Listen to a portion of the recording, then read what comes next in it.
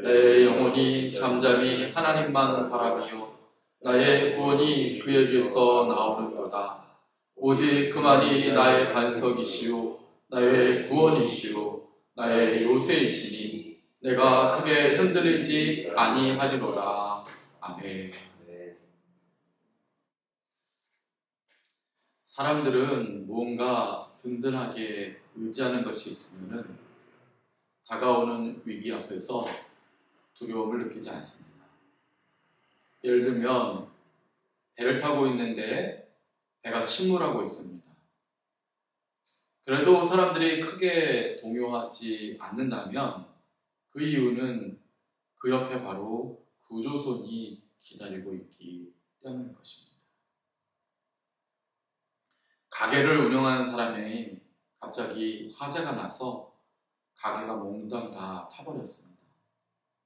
그럼에도 불구하고 그 사람이 별다로 어렵게 생각하지 않는다면 그가 보험을 든든하게 들어놓았기 때문일 것입니다. 인간이 의지하는 보험이라든지 구조선과 같은 것만 옆에 있어도 이렇게 든든하다면 우리 하나님이 함께 하시는 우리의 삶은 어떠해야 하겠습니까? 우리가 믿는 하나님은 일개 구조선이나 보험과는 비교할 수 없이 든든하신 분이 아니십니까? 네. 구조선도 침몰할 수 있습니다. 큰 포화도 앞에서는 구조선도 감히 가까이 다가가지 못합니다. 손해보험도 사람의 생명까지 보장해주지 못합니다. 하지만 우리가 믿는 하나님은 언제나 우리가 의지할 수 있는 든든한 반석이 되십니다. 아멘. 주님이 부족한 우리의 물질을 채워주시는 분이시고 힘없는 우리에게 힘을 주시는 분이십니다. 넘어진 우리를 다시 일으켜 주셔서 하나님께서 기뻐하시는 올곧은 믿음의 길을 끝까지 그렇게 인도해 주시는 하나님이시기에 우리는 하나님을 믿는다면 세상에서 두려울 것이 없는 것입니다. 그런데 우리의 인생 가운데서는 이런 하나님을 믿으면서도 때때로 닥쳐오는 수많은 어려움들 앞에서 두려워하고 걱정하고 좌절하고 낭망하지 않습니까? 그것은 우리가 요령이 없기 때문입니다. 거룩한 요령이라고 할까요? 영적인 기술이 없기 때문입니다. 어떤 농부가 읍내에 나가서 농기구를 파는 가게에 들어갔는데 거기서 최신형 전기 톱을 보게 되었습니다. 그 당시까지는 전기 톱이라는 것을 사람들이 잘 몰랐다고 합니다. 농기구 가게의 주인이 이야기하기를 이 전기톱 하나만 있으면 1시간에도 여러 그루 나무를 벨 수 있다라고 그렇게 설명을 했더라고 합니다. 농부는 마침 밭에 나무 몇 그루가 있어서 그것을 처치하지 못하여서 고민 중이었는데 잘 되었다 싶어서 거금을 들여서 전기톱을 구매해 왔습니다. 그런데 이게 웬일입니까?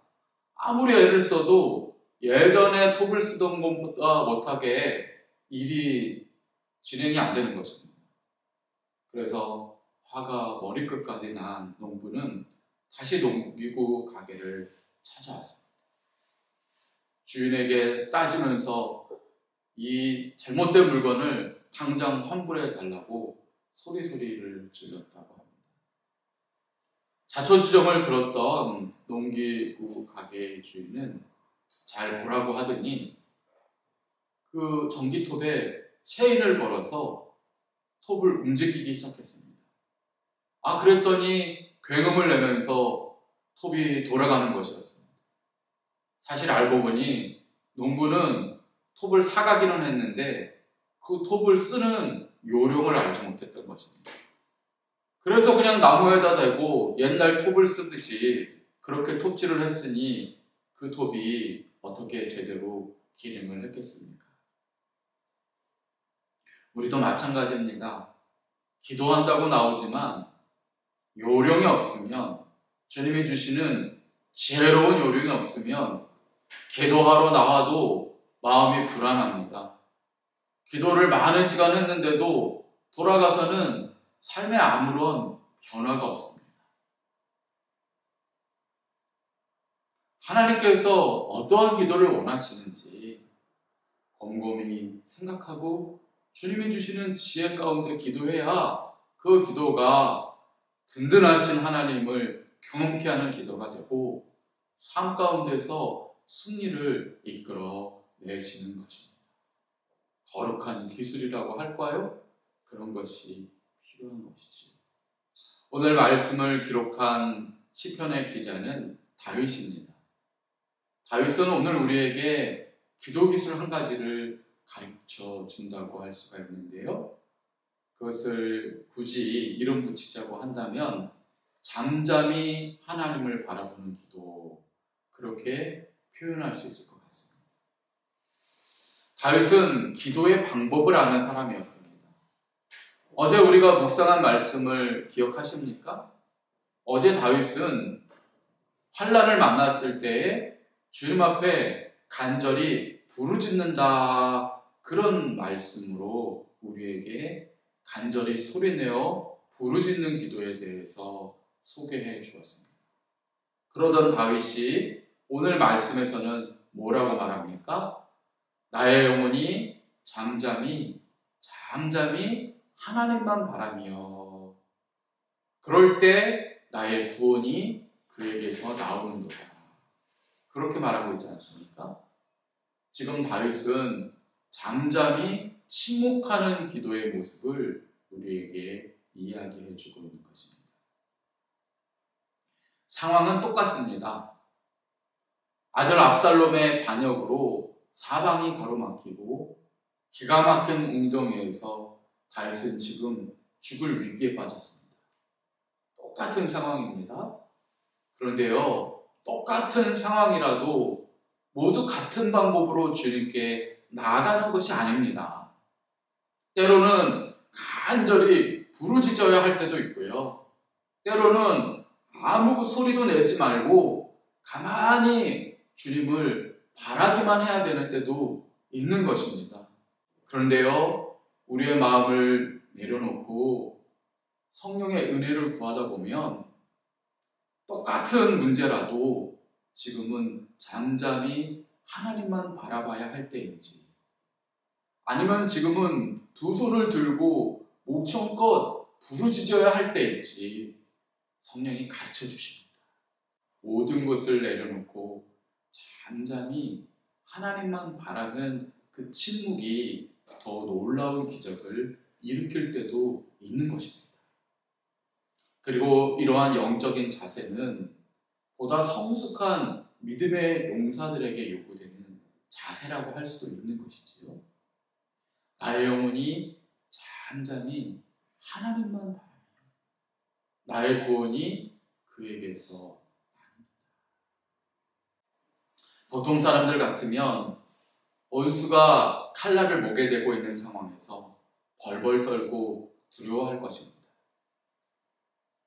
개중에 믿음 있는 사람들은 이러한 어려움을 해결해 달라고 주님 앞에 두 손 들고 크게 부르짖을 것입니다. 그리고 또 어떤 사람은 그 모든 것들을 내려놓고 잠잠히 하나님의 도우심을 바라는 것입니다. 눈앞의 상황이 험난할수록, 다급할수록 조용히 눈에 보이지 않는 하나님만 바라는 것입니다. 상황이 어려울수록 세상 사람과 달리 하나님만 바라보고 잠잠히 구원을 기다리는 것, 그것이 믿음이며 이 믿음이 기적을 일으키는 것이죠. 여러분, 모세를 생각해 보십시오.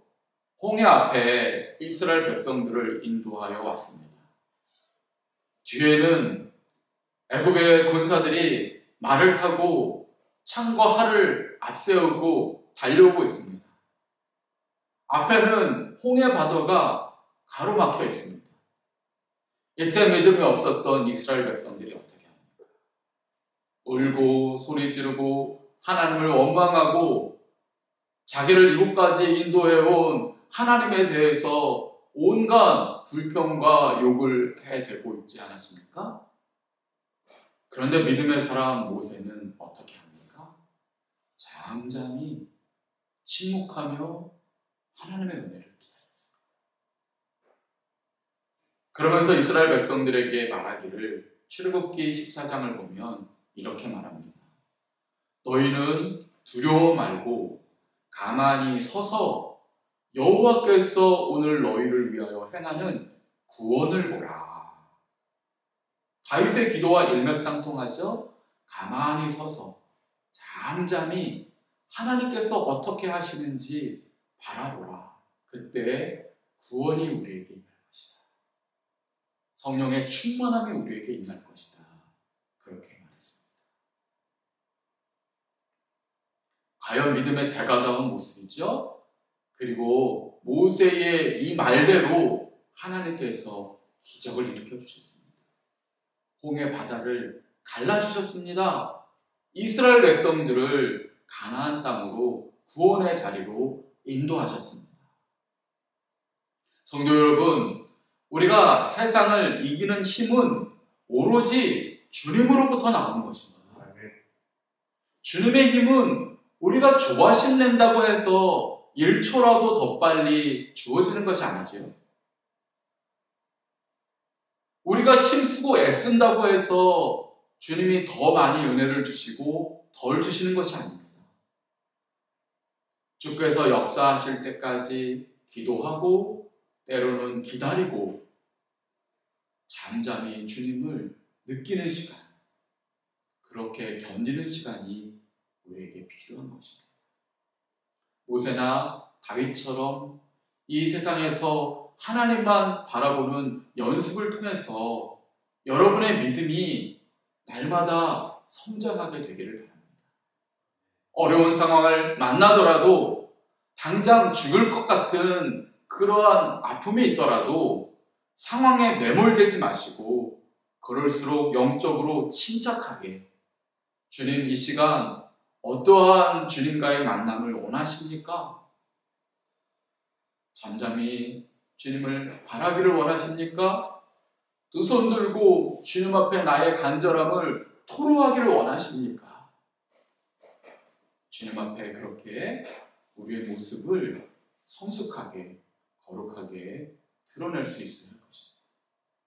아브라함이요 모리아 산으로 그의 아들 이삭을 번제물로 바치러 가는 그 기간은 사흘길이었습니다. 그 사흘길은 아브라함이 잠잠히 침묵하며 묵묵히 기도하는 시간이었습니다. 눈에 넣어도 아프지 않는 아들을 죽이러 가는 길입니다. 그 마음이 얼마나 아팠겠습니까? 그런데 아브라함은 한마디 하지 않았습니다. 답답했던 이삭이 아버지에게 물어봤던 그 대화 빼고는 잠잠히 하나님이 하실 일들을 기다리는 시간이었습니다. 그 모리아 산까지 가는 그 사흘에 죽음과 같은 기다림이 있었기에 아브라함은 하나님 앞에 진정한 믿음을 보여줄 수 있었고 오늘 우리가 아는 믿음의 조상이 된 것이죠.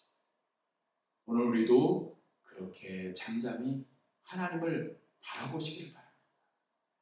가장 어려운 시간일수록 다윗처럼 모세처럼 아브라함처럼 성숙한 믿음의 기도를 올려드림으로 하나님의 위대한 승리를 이끌어내는 저와 여러분이 되시기를 주님의 이름으로 축원드립니다. 기도하겠습니다. 주님, 똑같은 기가 막힐 웅덩이에 빠진 상황이라도 때로는 하나님 앞에 간절히 부르짖어야 할 때가 있고 때로는 하나님의 도우심을 바라보며 잠잠해야 할 때가 있음을 배웠습니다. 성령 하나님의 지혜를 따라 오늘 이 새벽에 나온 저희들이 주님을 잠잠히 바라게 하여 주시고 주께서 성령의 충만함을 우리에게 채워주시는 은혜를 누리게 하여 주옵소서. 이 새벽에 주님 만나게 하여 주옵소서. 주님의 따스한 사랑으로 우리를 채워 주옵소서. 주님, 우리를 다윗과 같이, 모세와 같이, 아브라함과 같이 믿음의 성숙함으로 나아가게 하여 주시고, 주님, 날마다 새벽마다 주님의 은혜가 넘쳐나게 하여 주옵소서. 주님, 이 시간에 침묵으로 기도하던, 소리를 내어 기도하던 주님이 우리를 만나시고 우리의 삶을 통하여 사랑하는 사람들에게까지 복이 전달되는 복된 하루 되게 하여 주옵소서. 주께서 그와 같이 큰 은혜 허락하실 줄을 믿고 감사드리며 예수님 이름으로 기도드립니다. 아멘.